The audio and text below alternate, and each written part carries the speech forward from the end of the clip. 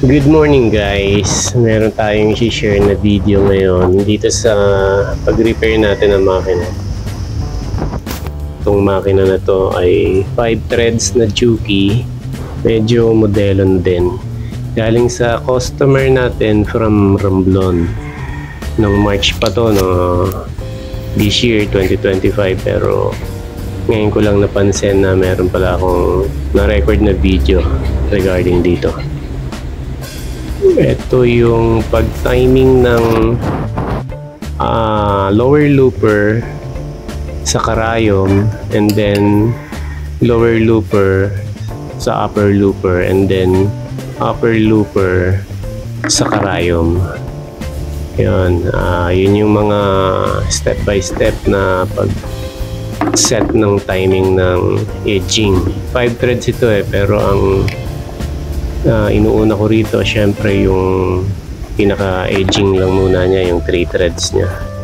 Pag tumahin na siya sa 3 threads, tsaka naman ngayon isa-set yung 5 threads, yung pinaka pangkadena niya. So panoorin po natin.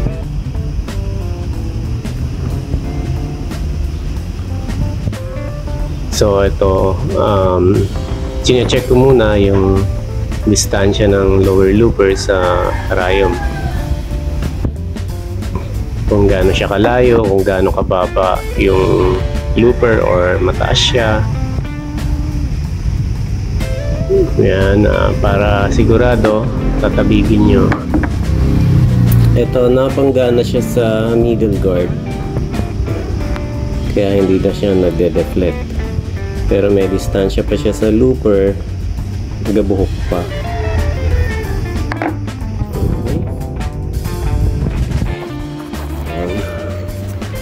Ganito naman distansya niya sa butas ng karayom.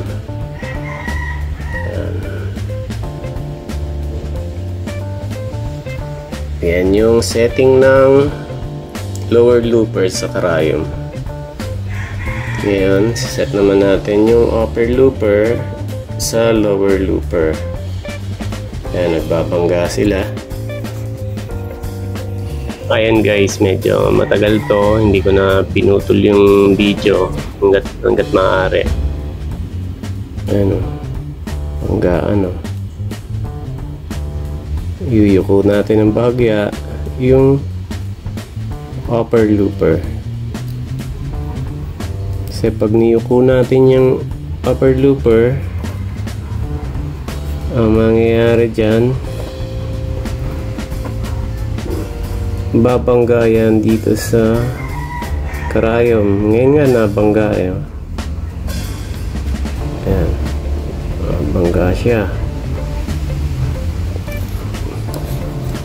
Pero since na may distansya pa yung lower at saka upper looper, kapag na-set mo yung tamang yuko niya, pwede mo pang usog yung upper looper papunta rito sa atin, papunta sa kanan. Halimbawa kung nakatingin tayo ng ganyan ngayon sa looper, sa mga looper, usog natin siya pa kanan pag naiyuko na natin. Luwagan nyo lang to para magalaw nyo yung upper looper. Natin tong tornilyo na mahawak sa upper looper. Ito yon. Alam, mag-focus ng camera natin. Ito yon, mga kababayan. Tapos magagalaw na natin tong upper looper. So subukan natin siyang hiyuko. Ayan. Tapos ngayon nakayuko na siya. Tingnan natin ngayon ang kilos niya rito. Hindi na sila nagbabangga. Mapapansin nyo, meron siyang distansya sa lower looper. Ano, laki ng distansya nila. Wait lang, ayusin natin yung camera.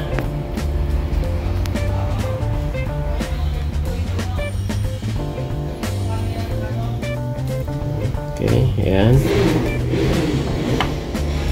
Laki ng distansya, oh. Usog natin ngayon yung upper looper pakanan para dumikit siya.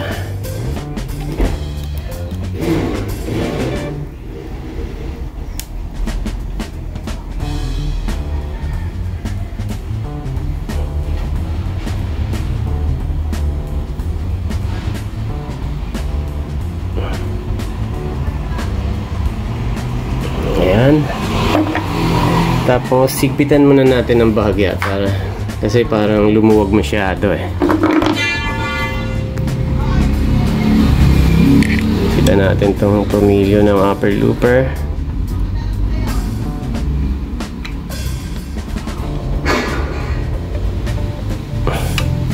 Bahagya lang.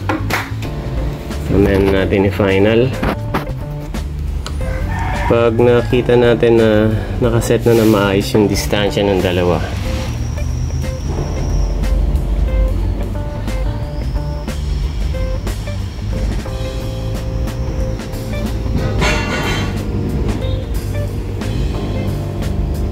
so yun,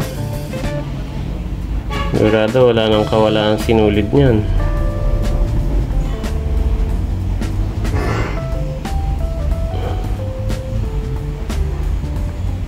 Masyadong dikit.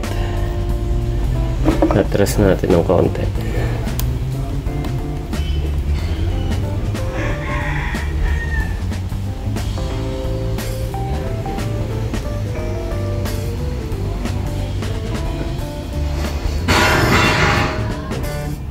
Ayan.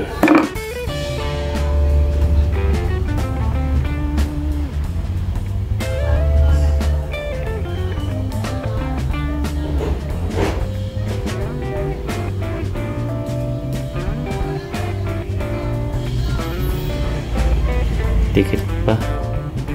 Ayan o.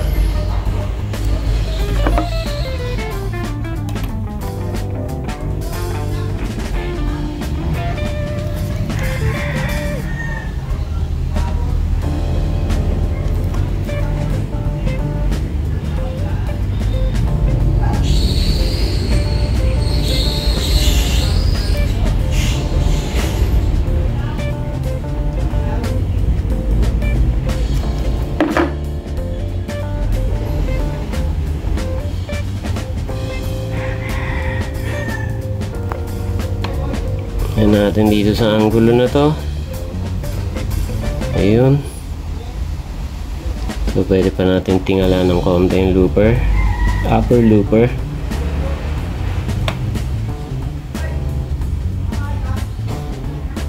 Ayan. Okay. Yan natin kung nagbabanggaan pa yung upper tsaka lower looper. Mukhang hindi na. Pag nagbabanggaan yan, makikita nyo na bebend yung mga looper. Tsaka isa pa, pag malaki yung banggaan nila, kung malala, mararamdaman nyo sa pag-ikot ng hand wheel habang iniikot-ikot nyo ng ganyan. Yan.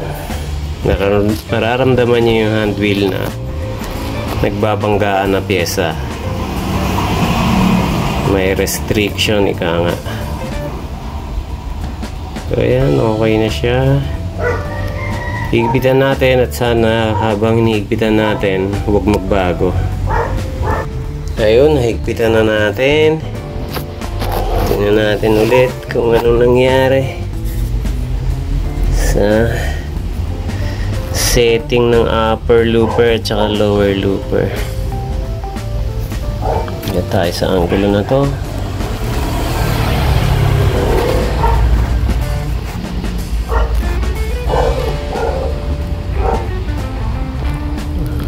Okay.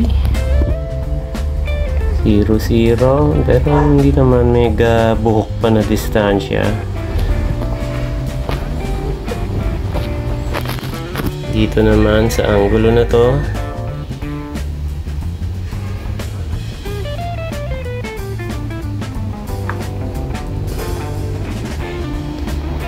okay.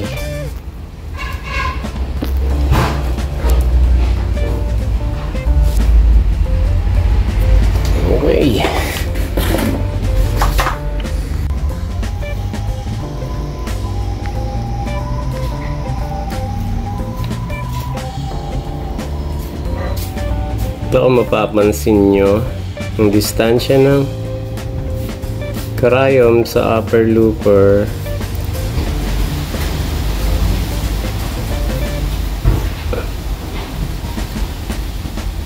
ay medyo dikit.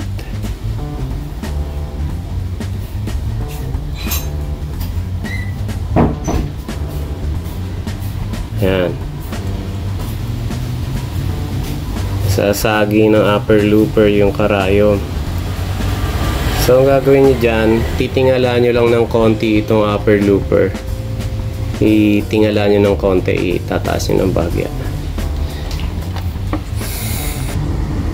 So, habang tinitingala nyo yung upper looper, kailangan obserbahan nyo itong distansya ng upper looper sa lower looper.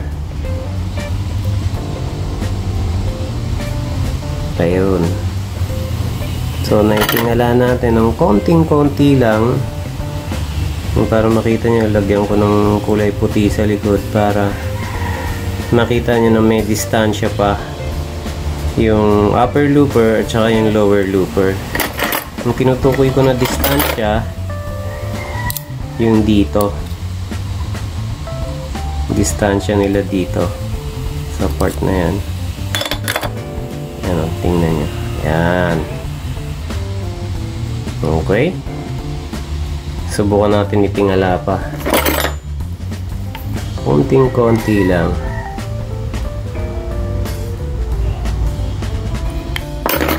Yan natin kung ayun na, konting-konti lang ang distansya. Yuko natin ng konti.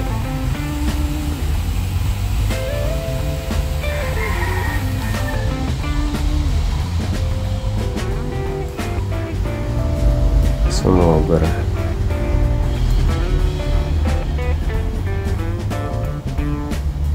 Yan. Okay na yung distansya na yan.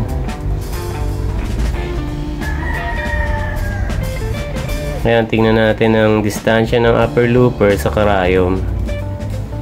Tingnan natin kung babanggayin niya pa yung karayom. Hindi na. Okay, pwede natin higpitan yung upper looper. So, final na natin pag-higpit.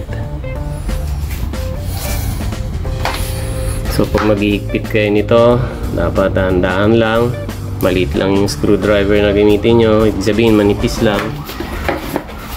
Pero mahaba. Parang umabot dyan. Kasi tingnan nyo naman, ang distansya nila. Ayan. Ang distansya nila, medyo mahaba. Okay. Okay, running na to. 5 threads. Ayan, kadena sa ilalim.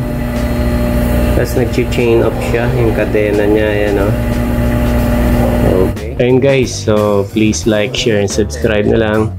Tapos abangan yung ibang mga upload pa natin. Marami pa yan. Isa-isa lang kasi medyo marami tayong ina-edit ngayon. Tsaka meron pa tayo ibang mga pinagkakabalahan. Okay guys, see you sa next video. Bye-bye.